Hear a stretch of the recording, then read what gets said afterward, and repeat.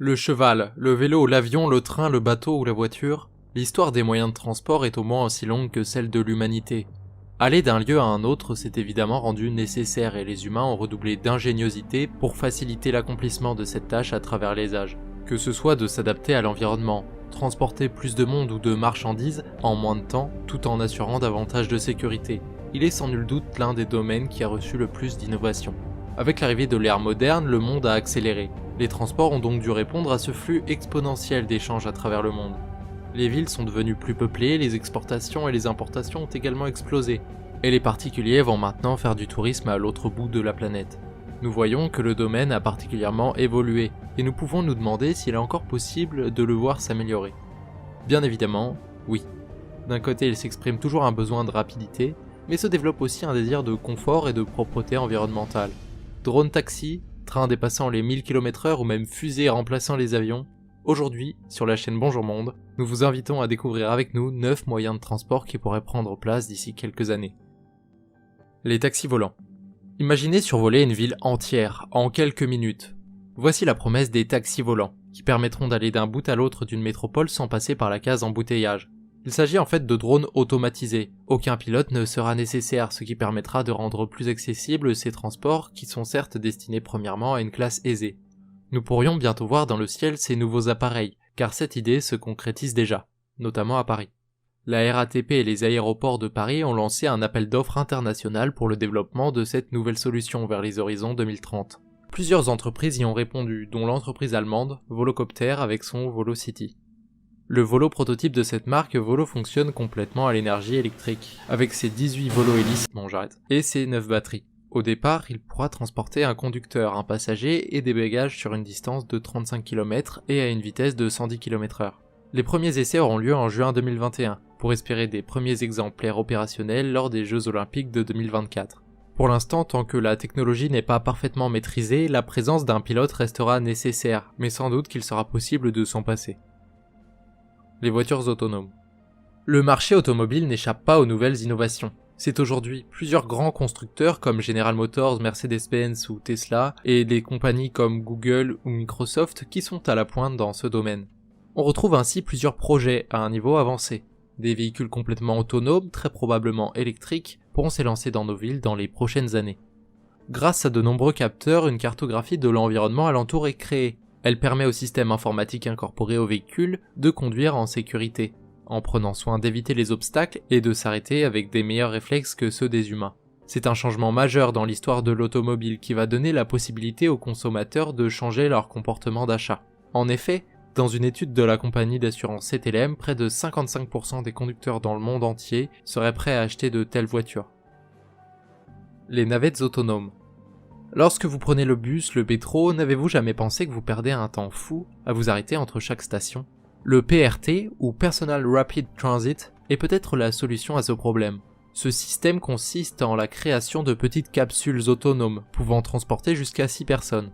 Pour le voyageur, tout est simple. Il monte dans la cabine, puis il est conduit à destination grâce à une série complète d'itinéraires possibles.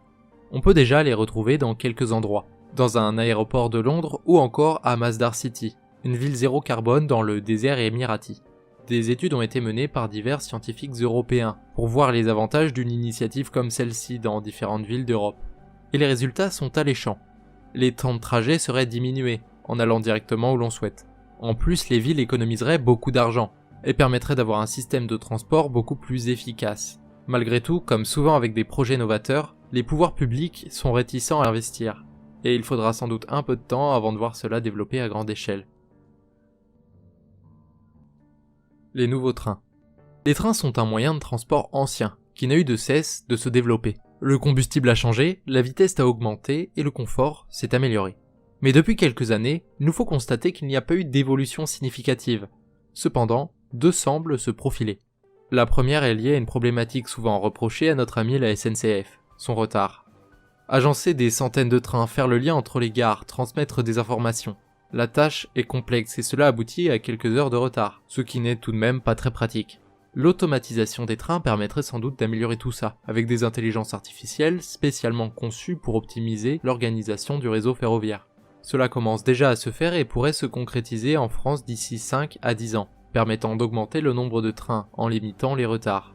Aussi, l'utilisation de l'hydrogène comme combustible considéré propre pourrait s'avérer très intéressant, notamment dans des pays comme l'Allemagne utilisant massivement du diesel pour remplir leurs trains.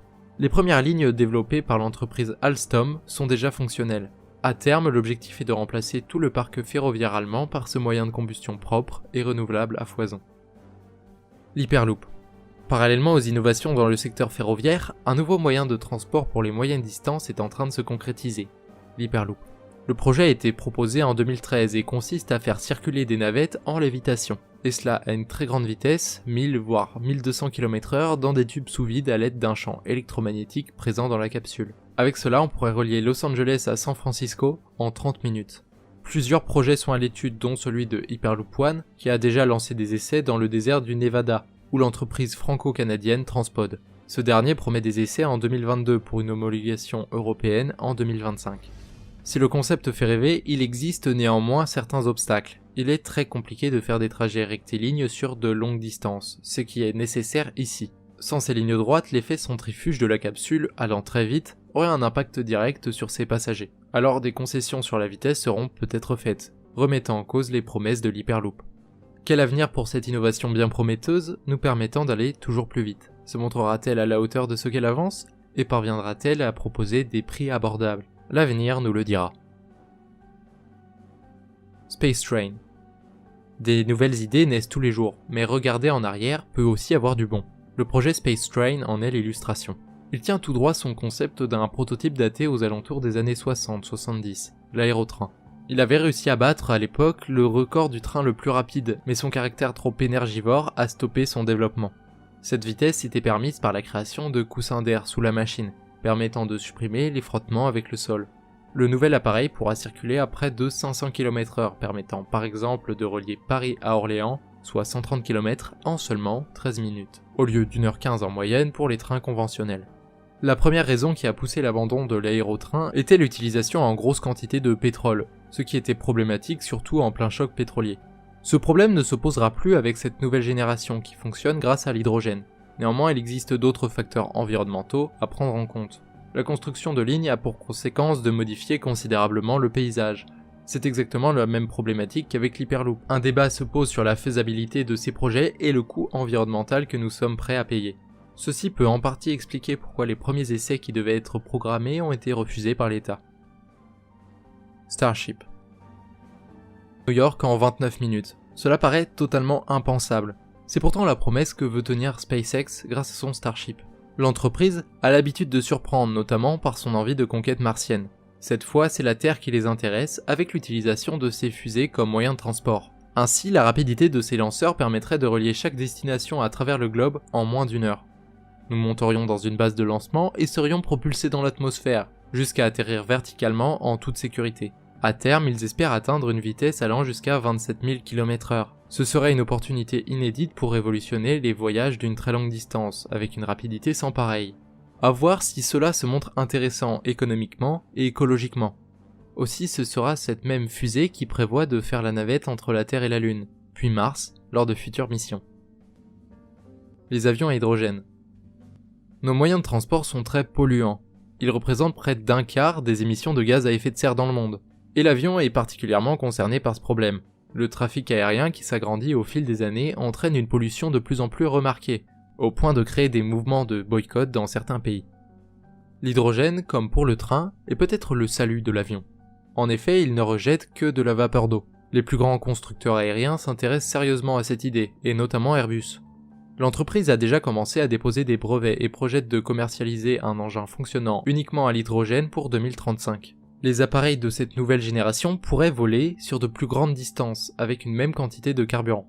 Cela permettrait au transport aérien d'en partie se décarboner. Cependant, utiliser comme cela de l'hydrogène est encore rare et se montre difficile à stocker. Avec ce nouveau mode de combustion, le trafic aérien pourra continuer son expansion en émettant des quantités moins importantes de gaz à effet de serre. Le low boom. Les innovations du secteur de l'aviation ne se limitent pas à la modification du moyen de combustion. Aujourd'hui, de nombreuses entreprises, constructeurs historiques ou compagnies innovantes travaillent au développement de nouvelles solutions pour le transport aérien. La NASA et Lockheed Martin, une entreprise américaine spécialisée dans la défense, ont prévu de travailler conjointement sur leur nouveau projet, Loboom. Concrètement, ils projettent de développer un avion supersonique, pouvant atteindre la vitesse du son, soit près de 1500 km/h, tout en faisant le moins de bruit possible. Le but est d'atteindre le bruit d'une portière de voiture, c'est-à-dire 75 décibels lors du passage du mur du son. Niveau dimension et performance, l'appareil fera 30 mètres de long, pour une vitesse de croisière à Mach 1,4, soit 17 000 km/h. Les premiers essais sont prévus dans les prochains mois. La spécificité du Loboom est d'être un concentré de technologie pouvant à terme servir différents constructeurs pour leurs nouveaux appareils. La capacité à faire un bruit minime pourra aussi être utile pour un avion militaire ou pour un nouveau Concorde. Il se place comme une pépinière d'idées et nous permet d'imaginer plus facilement quels seront les éléments les plus innovants pour les avions du futur. Voilà, nous avons essayé de vous présenter les innovations qui nous semblaient les plus intéressantes, bien que beaucoup d'entre elles devront attendre pas mal de temps avant d'être opérationnelles.